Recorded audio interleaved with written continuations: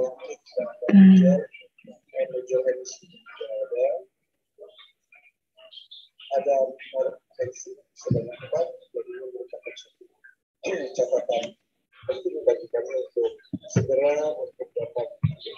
Ini teh belum, masih ditandain kuning, belum, maksudnya belum final ya.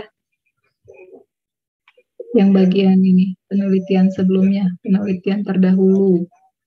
Kemudian kemarin teh yang major apa ya? Use case ya?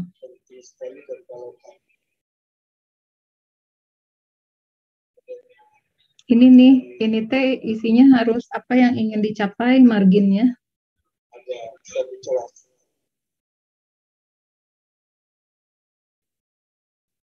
Iya, enggak, yang sekarang rantai Porter itu kan mendefinisikan yang sekarang sedang berjalan, apa aktivitas utamanya, apa support activitiesnya, dan dari kedua aktivitas itu ingin mencapai apa.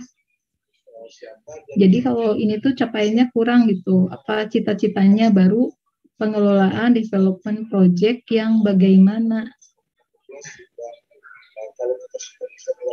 gitu. Apakah iya,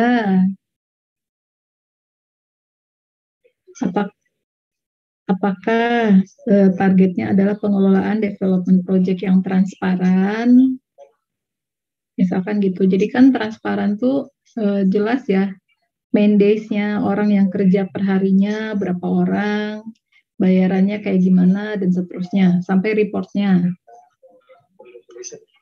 Nah, kemudian yang major itu, Ibu juga belum mengerti nih Akbar. Nah, kayak misalkan ada diamond ya, yang kuning, ini ada kondisi yes dan iya dan tidak. Tapi di dua BPMN terakhir tuh nggak ada. Tidak ada kondisi no-nya. Nah, ini nih. Ya,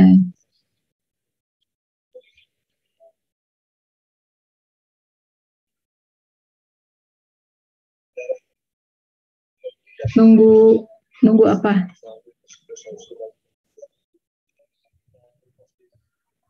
Nunggu balas. Ya, siapa yang harus follow up kalau tidak ditandatangani?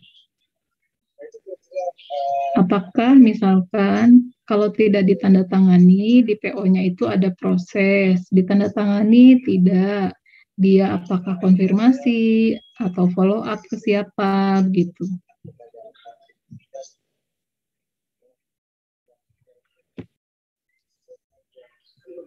Kemudian kalau follow up terus membutuhkan waktu tunggu, berarti kan ada notasi nunggu ya, ada notasi yang lingkaran itu loh, si jam itu di BPMN. Ya, terus satu lagi, nah ini juga, kalau nggak dibayar gimana?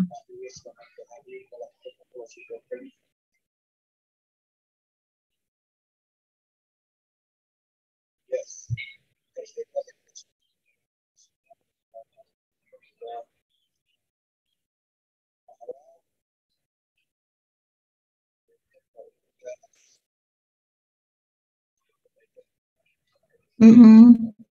Apakah perlu diamond atau tidak? Atau misalkan update status, lalu nunggu pembayaran.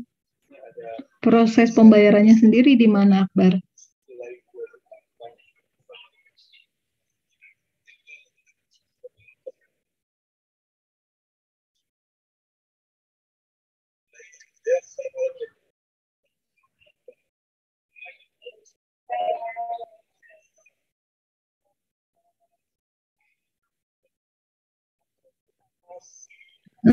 Berarti apakah si bagian finance ini ngecek tiap akhir bulan atau tiap awal bulan, cek rekening koran, jadi kelihatan di situ pemasukan, karena di sini dia eh, bukti bayarnya kan bakalan muncul ya untuk jadi mengupdate statusnya jadi paid ini.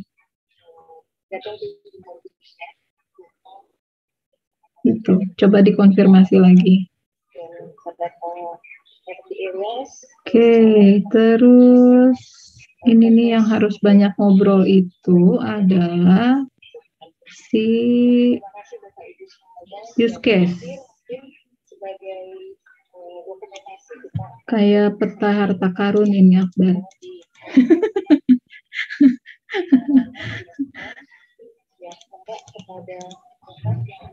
Aduh, ini teh kenapa jadi kebalik ya? Muncul nggak? Maksudnya sama nggak? Muncul kebalik nggak? Oh,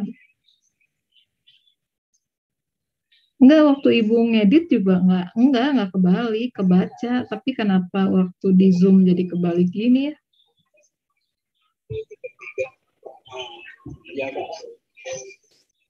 Enggak usah. Ini karena di Zoom-nya aja. Eh, Sebentar. Oh, belum closing. Oke. Jadi gini, kan ada kemarin itu yang disebut dengan mail server. Ya, mail server itu kenapa munculnya setelah synchronize? Padahal ada proses ini nih, kirim email apa ya? Nah, send invoice mail via email kan langsung aja dia ngirim ke mail server.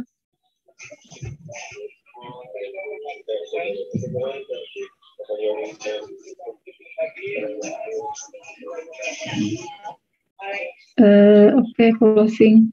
Ya. Nah, ini tuh nggak usah synchronize. Jadi kalau kayak begini kesannya nanti di aplikasinya itu ada sebuah proses yang di-generate sama aplikasi untuk ngirim ke mail server, email siapapun. Nah, kemudian padahal email itu kan email itu muncul kalau setelah ini ya, kayaknya ada proses-proses yang memang notifikasi ke email ya. Nah, dari proses yang notif ke email itu langsung aja kirim ke mail server. Jadi nggak akan ada si proses notifikasi, apa ini, synchronize ya. Oh, auto sync ya.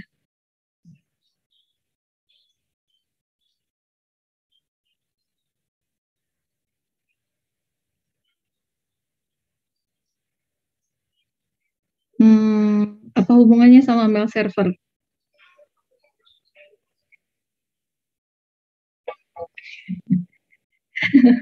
Iya, masukin. Nah, berarti ini mail servernya, kalau menurut Ibu mail server T apa, menurut Akbar apa gitu kayaknya jadinya begitu. Oke, kalau begitu yang namanya mail server T begini Akbar. Kalau misalkan Ilfah nih punya emailnya Yahoo, Akbar punya emailnya Gmail. Terus semua anak kelas 3 itu dapat notif dari Prodi. Nah, untuk ngegambarin si use case bahwa misalkan ada notif, terima kasih Anda telah melakukan perwalian. Nah, itu tuh ada garis dari proses perwalian ke mail server. Begitu. Mail servernya sebagai aktor. Dan nanti si email itu kan bisa dilihat oleh masing-masing orang apapun mail servernya, mau Yahoo, mau Gmail, begitu loh. Jadi mail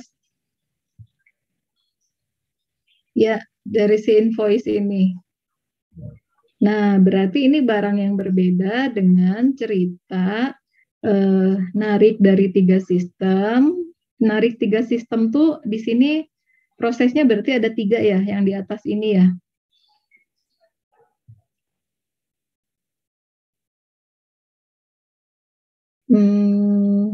Enggak perlu. Eh, Kebayangnya sama Ibu di use case-nya itu cuma satu Akbar yang mengintegrasikan, yang dia ngambil data tiap berapa menit dari 3 sistem. Nah, sistemnya itu di luar, dijadiin entitas. Jadi nanti yang namanya entitas itu kan bisa berupa aktor, pelaku, bisa storage eksternal, aplikasi eksternal begitu. Gambarinlah di luar, tapi prosesnya jangan di dalam, kan bukan bukan proses kita ini mah. Nah, prosesnya nanti dari tiga entitas si sistem eksternal itu narik garis ke satu sistem kita, apa namanya? Satu proses kita, apa namanya, untuk ngeintegrasiin lalu nyimpan ke internal database-nya, ke lokal. Nah, itu berarti autosign-nya di situ.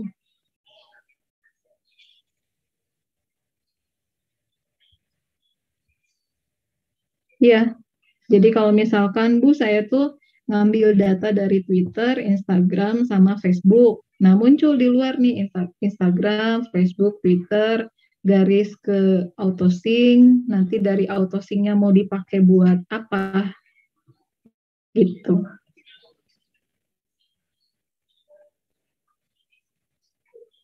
Gitu ya. Jadi Ibu juga pas baca, ini kayaknya beda definisi deh yang namanya mail server.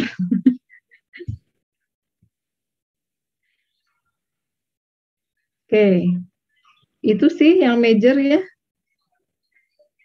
Ini kan kalau ditulisin di WA bisa jadi panjang lebar ini. Jadi mendingan didiskusikan.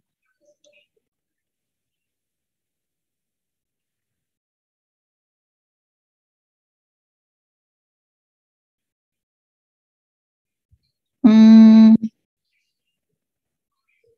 Garis putus-putus itu mendefinisikan exclude sama include ya. Iya kan? Nah, tapi kalau di use case, sepanjang yang Ibu tahu itu tidak menggunakan, bukan mendefinisikan menggunakan data proses tersebut. Jadi kalau misalkan ada suatu proses berprasyarat bahwa proses ini tuh bakalan bisa dilakukan kalau proses A-nya yang dulu dilakukan. Berarti itu baru dikasih garis. Tapi bukan definisinya menggunakan proses ini menggunakan data prosesi, menggunakan data hasil prosesi A, nggak begitu. Nanti banyak banget garisnya. Mm-mm.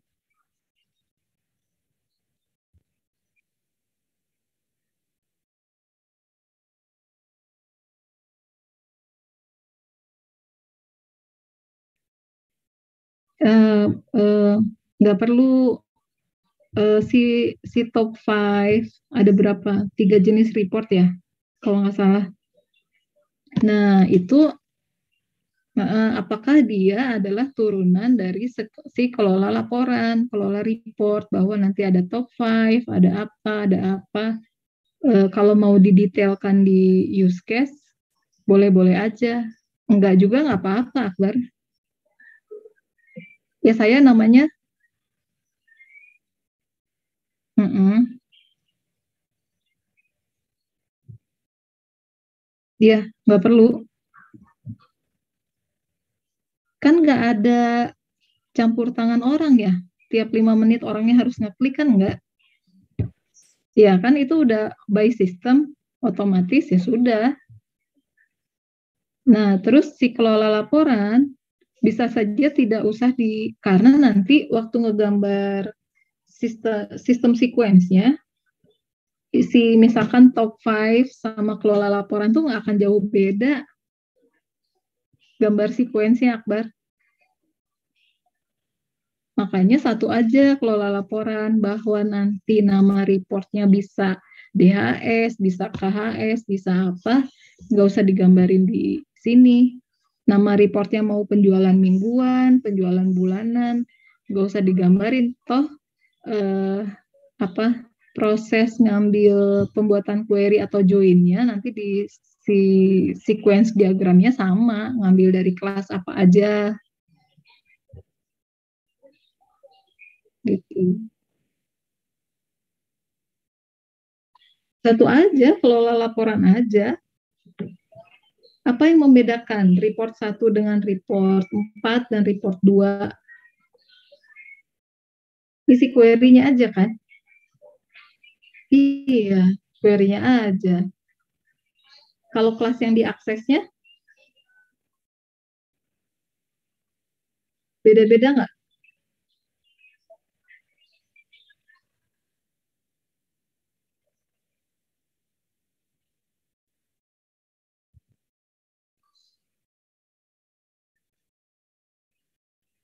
Nah,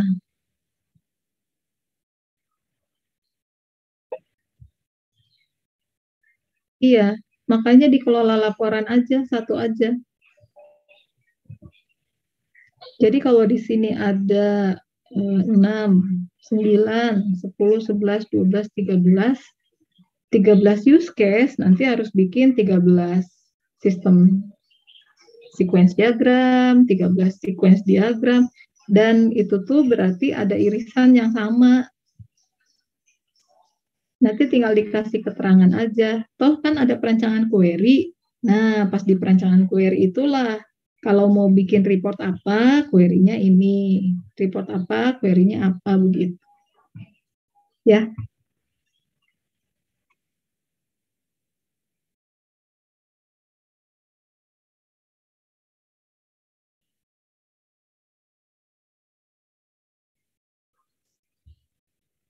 Oh, udah nanti sama sequence diagramnya itu juga sama persis. Kemudian, nah ini ada kan bikin kelas diagramnya ini ya. Berarti nanti pas bikin sequence diagram itu pakai yang versi 13 juga ya. Yang terbaru bahwa di atasnya itu memang ada muncul di sequence diagram tuh jadi ada UI, ada control, ada apa? Bahkan package juga kan boleh muncul. Ada kelas gitu.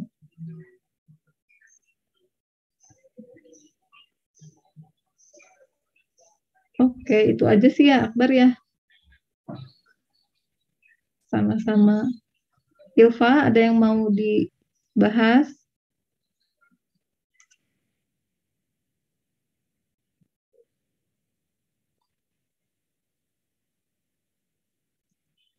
Baiklah.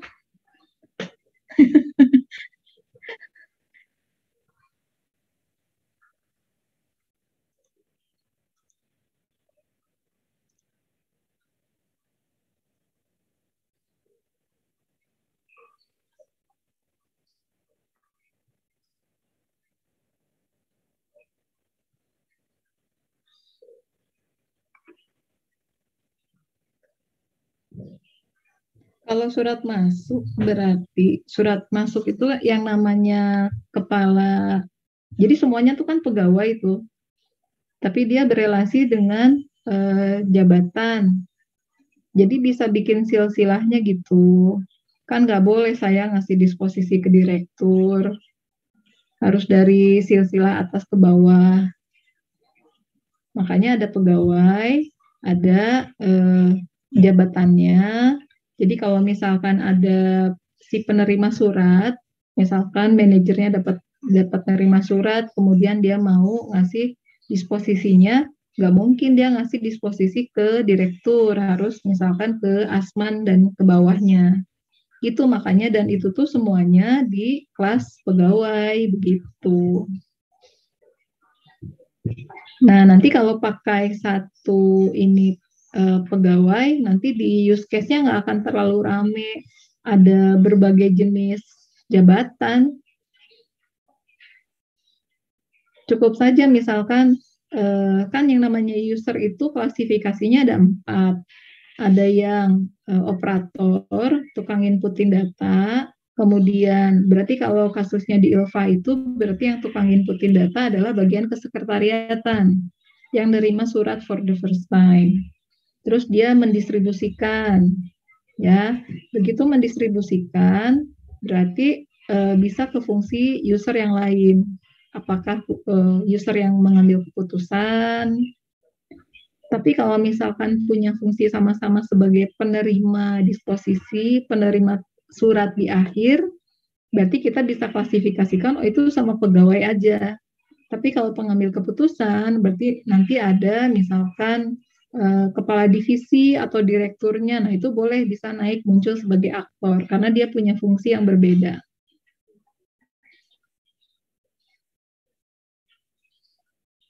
Ya, satu lagi sih kan admin, peradminan.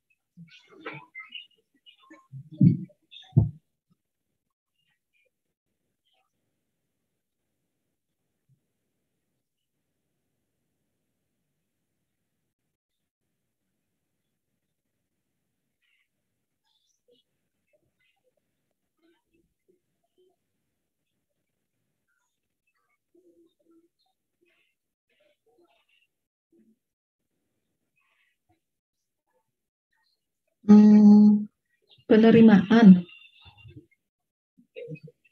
di mananya di use case-nya? Di lagi ngegambarin apa nih? Di use case apa masih di diagram Porter? Oh, di rantai Porter. Kalau penerimaan apa sih yang dikerjain?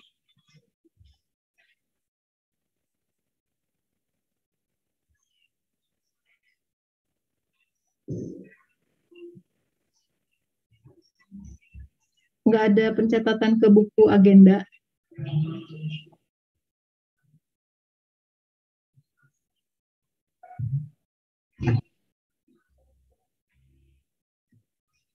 Hmm. Nah, disposisi yang Ilva sebutkan itu distribusi ya. Kalau awal tuh nyampein surat dulu kan. Nah, satuin aja, disatukan aja. Penerimaan dan distribusi surat, lalu misalkan ada disposisi,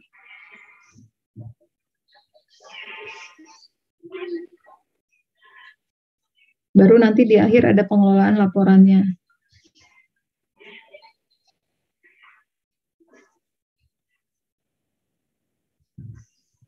Wah, bisa macam-macam. Kalau di rancangan, saya mau lihat surat dalam sebulan terakhir berdasarkan jenis surat dari tanggal 1 April sampai 30 April. Berarti surat pengumuman nerima ada berapa, surat undangan nerima ada berapa. Atau berdasarkan mitra, kan bisa macam-macam tuh.